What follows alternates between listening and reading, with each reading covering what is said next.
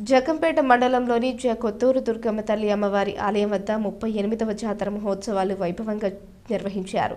జాతర మహోత్సవాన్ని పురస్కరించుకొని వివిధ సాంస్కృతిక కార్యక్రమాలను ఏర్పాటు చేశారు. పల్సర్ బైక్ ఝాన్సీ వంటి వారితో పలు ఈవెంట్స్ నిర్వహించారు. విద్యుత్ దీపాలంకరణతో పాటు బాణసంచాలు పేల్చారు. ఈ కార్యక్రమంలో మాజీ మంత్రి తోట నరసింహం తనయుడు రామ్జీ పాల్గొని అమ్మవారిని దర్శించుకున్నారు.